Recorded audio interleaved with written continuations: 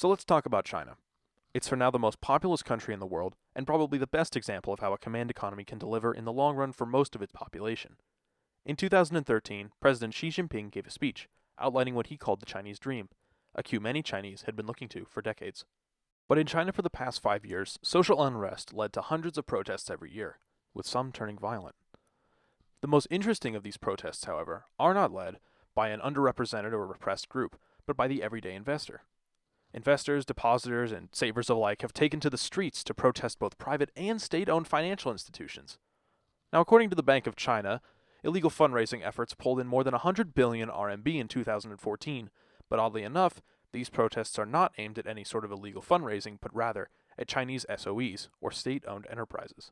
These SOEs have been the backbone of a massive bubble in Chinese traditional and non-traditional finance.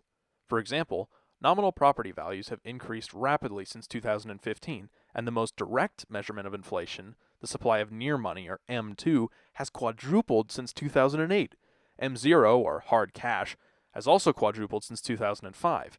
Despite this, China's official rate of inflation is still around 2%, and has hovered between 0 and 2.5% since the country joined the World Trade Organization in 2001. With low inflation, Chinese savers could have been more cautious with their money, putting it into property or safer funds. But usually they didn't. Money soared into unlisted firms, both private and state-owned.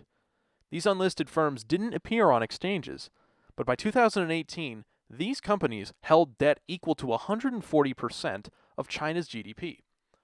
This happened through a network of private dealings, corporate scheming, and regulatory negligence, to grossly oversimplify it. But through it all, the savings of grandparents, new parents, and childless aunts and uncles wound their way into the riskiest investments in the entire Chinese economy.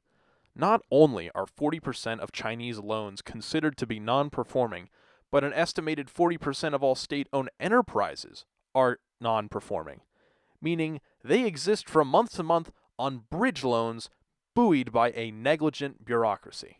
With little public spending generating returns to the local economy and central government spending on projects like One Belt, One Road and China 2025 generating little short-term returns, the savings of an older Chinese population that desperately need them are at high risk of simply disappearing. The Communist Party cannot seem to abandon an addiction to manufacturing investment, marked by countercyclical purchasing data in purchasing manager indices and massive amounts of building materials, specifically concrete, purchased by provincial governments.